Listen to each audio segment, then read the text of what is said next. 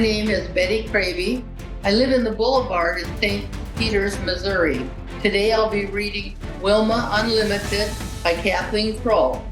How Wilma Rudolph became the world's fastest woman. No one expected such a tiny girl to have a first birthday.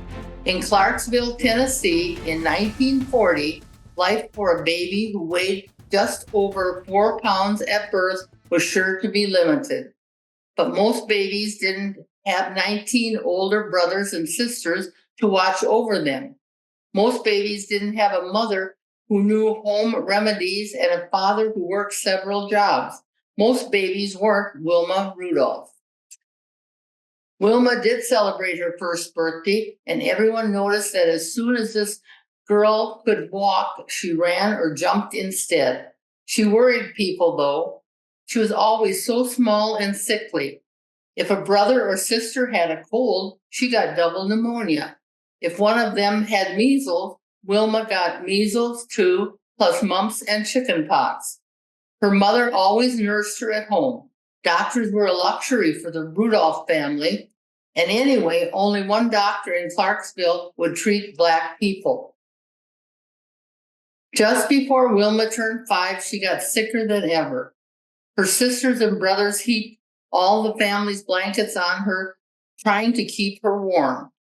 During that sickness, Wilma's left leg twisted inward and she couldn't move it back.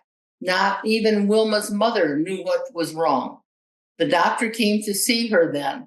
Besides scarlet fever, he said, Wilma had also been stricken with polio.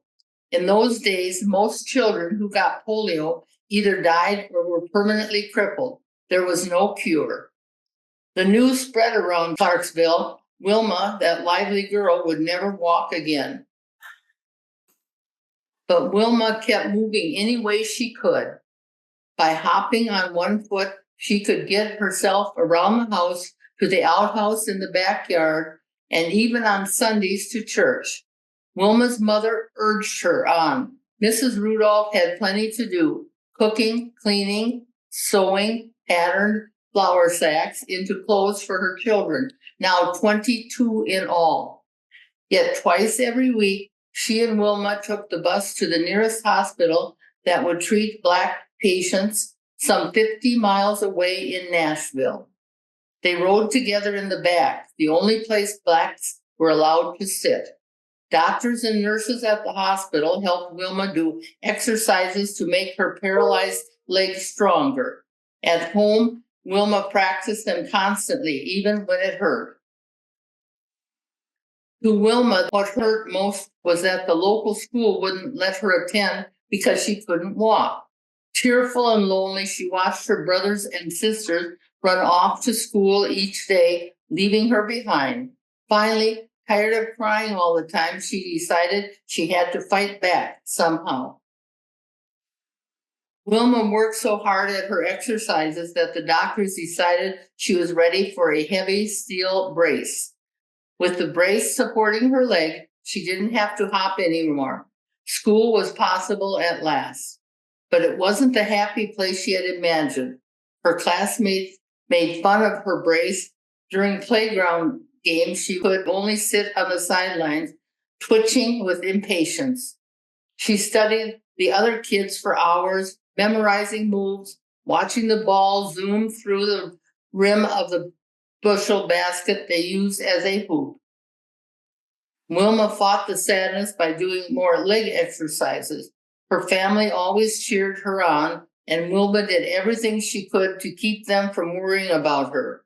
At times, her leg really did seem to be getting stronger. Other times, it just hurt. One Sunday, on her way to church, Wilma felt especially good. She and her family had always found strength in their faith, and church was Wilma's favorite place in the world. Everyone she knew would be there, talking and laughing, praying and singing. It would be just the place to try the bravest thing she had ever done. She hung back while people filled the old building. Standing alone, the sound of hymns coloring the air, she unbuckled her heavy brace and set it by the church's front door. Taking a deep breath, she moved one foot in front of the other, her knees trembling violently. She took her mind off her knees by concentrating on taking another breath and then another.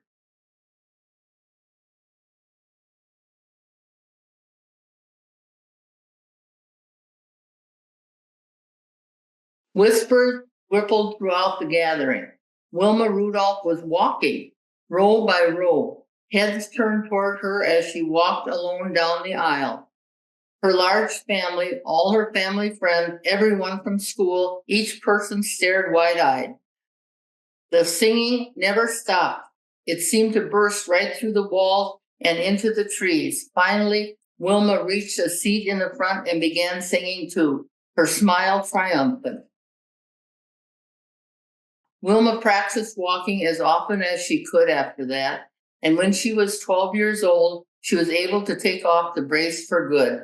She and her mother realized she could get along without it, so one memorable day, they wrapped the hated brace in a box and mailed it back to the hospital. As soon as Wilma sent that box away, she knew her life was beginning all over again.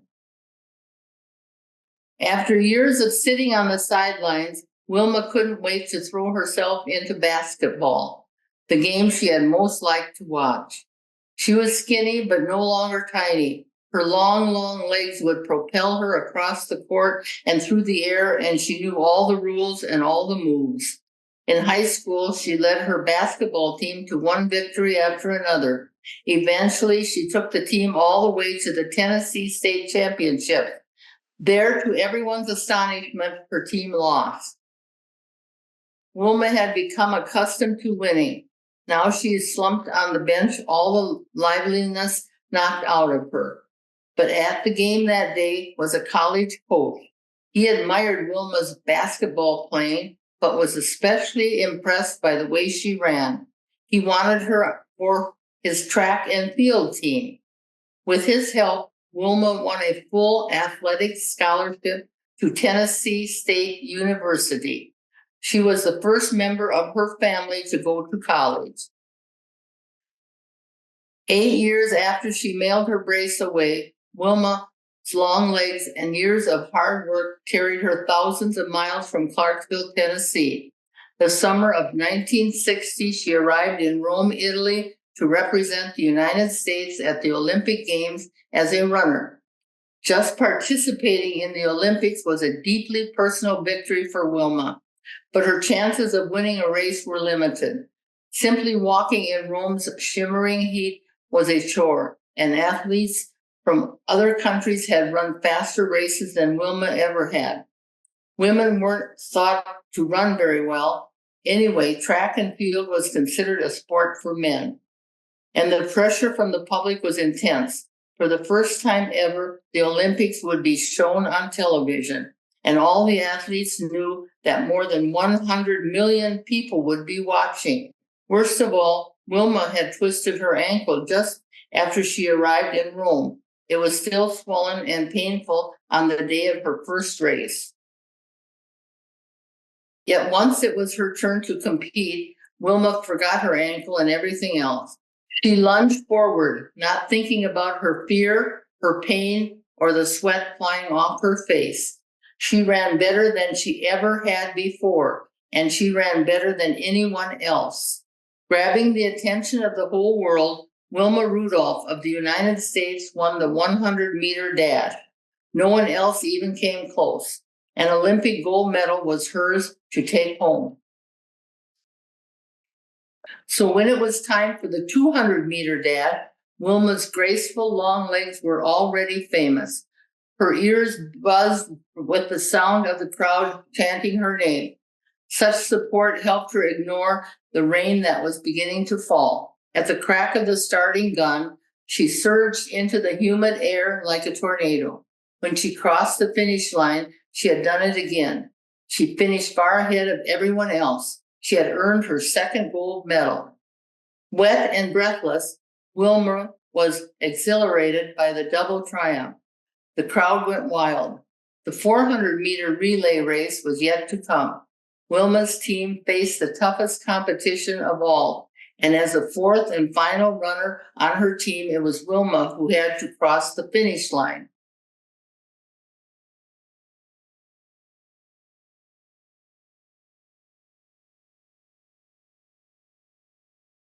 Wilma's teammates ran well, passed the baton smoothly, and kept the team in first place. Wilma readied herself for the dash to the finish line as her third teammate ran toward her. She reached back for the baton and nearly dropped it. As she tried to recover from the fumble, two other runners sped past her. Wilma and her team were suddenly in third place. Ever since the day she had walked down the aisle at church, Wilma had known the power of concentration. Now, legs pumping, she put her mind to work. In a final, electrifying burst of speed, she pulled ahead. By a fraction of a second, she was the first to blast across the finish line. The thundering cheers matched the thundering of her own heart. She had made history. She had won for an astounding third time. At their third ceremony that week, as the band played the Star-Spangled Banner, Wilma stood tall and still like a queen, the last of her 3 Olympic gold medals hanging around her neck. Wilma Rudolph, once known as the sickliest child in Clarksville, had become the fastest woman in the world.